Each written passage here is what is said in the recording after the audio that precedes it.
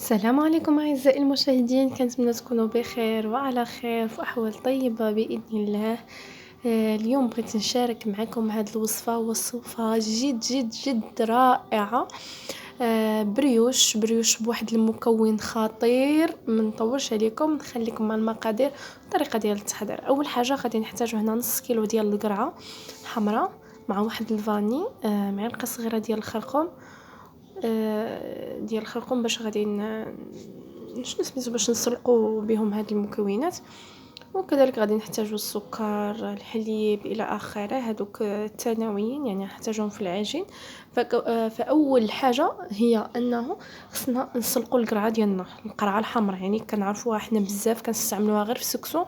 يعني ما كنستعملوهاش بزاف، ولكن نوظفوها في هاد المكونات بحال هادو.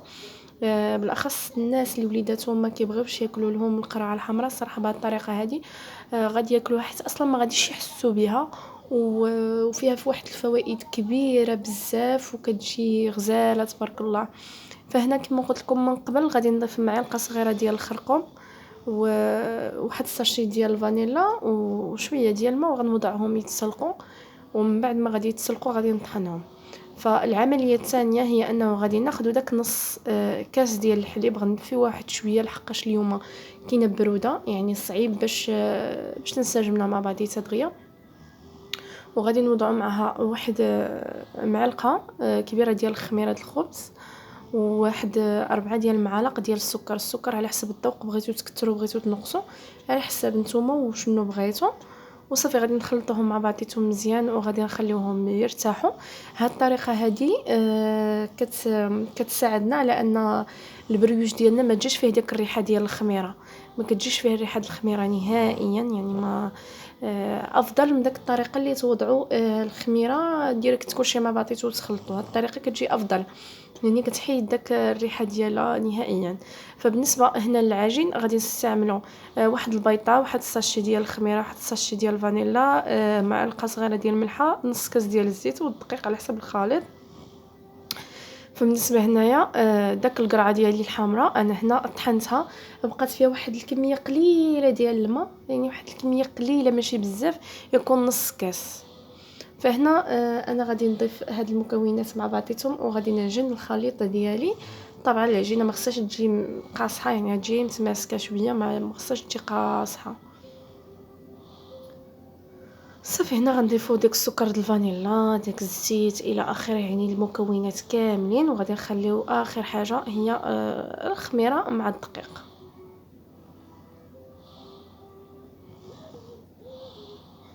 فطبعا اذا عجبتكم الوصفه ما تنساونيش بلي لايك ديالكم، لي كومونتير، طبعا واخيرا البارطاج مع الناس اللي كتبغيوهم، مع احبابكم الى اخره. نتوما عارفين راه باللي كومونتير ديالكم باللايكات ديالكم باش حنا مازال كاينين دايمين بالفضل ديالكم طبعا.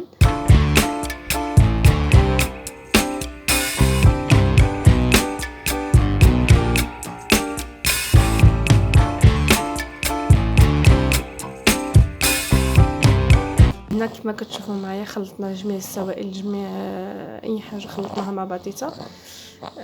غادي نبقى لنا الخليط بحال هكا، يعني خفيف، ما غاديش يكون ثقيل. كما قلت لكم من قبل، ما احسن اللي عنده الليكات يعجن بالليكات باش غتسهل عليه، حيت العجين غادي يكون كيلصق. يعني اللي غيكونوا عنده الليكات يعني غتسهل عليه بزاف الخدمه.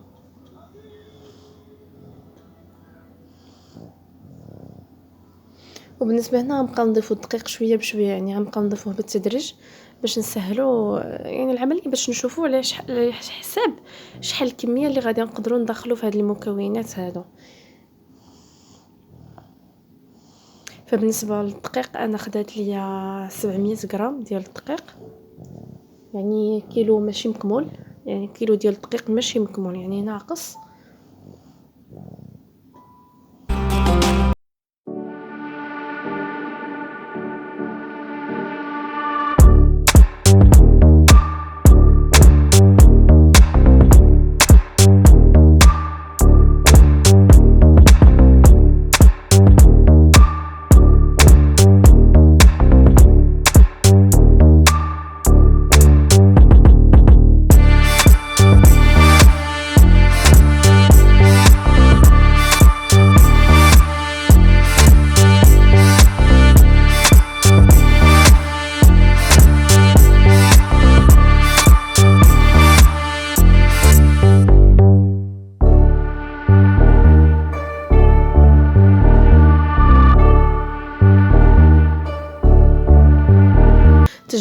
العجين ودابا غنغطيوه حتى يضاعف الحجم ديالو.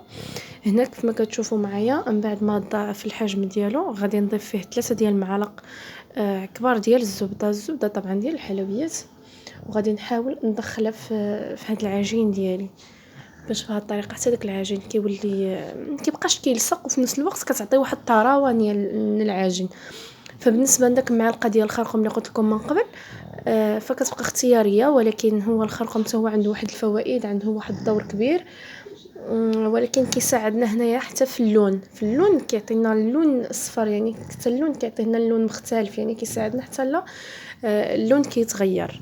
صافي هنا من بعد ما هانتوما كتشوفوا العجينه كيفاش نيه خفيفه، يعني حاولت نفشيله داك الخموريه ديالها بصح حيدتها لها وبداك الزبده. صافي هنا اذا كانت كتلصق لكم بزاف دهنوا يدكم بالزيت وقطعوهم بحال كما كتشوفوا معايا، كنقطعوهم بطريفات صغاورين على حسب الكميه اللي قديتو عليها، على حسب الحجم اللي بغيتوه نتوما. كتقطعوها من بعد كدهنوها بالبيض وكترشوها بشويه ديال الزنجلان ولا اللوز ايفيلي ولا اللي بغيتو بالمكون اللي بغيتو نتوما طبعا. ومن بعد كندخلوها للفرن او كنخليوها تتخمر حتى تخمر يتضاعف الحجم ديالها مزيان، ومن بعد كنطيبوها. بالنسبه للطياب على حسب الفرن ديال كل واحد والفرن ديالو، يعني الدرجه ديال الحراره ديال الفرن ديالو. وصافي انا هنا استعملت غير الفرص الاصفر، الفرص الابيض ما استعملتوش، استعملت غير الفرص الاصفر بوحديته، ما زدت عليه حتى شي حاجه. ممكن تعملوا البيضه وتزيدوا فيها شويه ديال القهوه ولا شويه ديال الكاكاو، راه كتغير كتعطينا واحد اللون واحد اخر، واحد اللون الصراحه مزيون عاوتاني. وصافي نتمنى هاد الوصفه ديال اليوم تنال الاعجاب ديالكم. كما قلت لكم من قبل نتلاقاو ان شاء الله في فيديو جديد.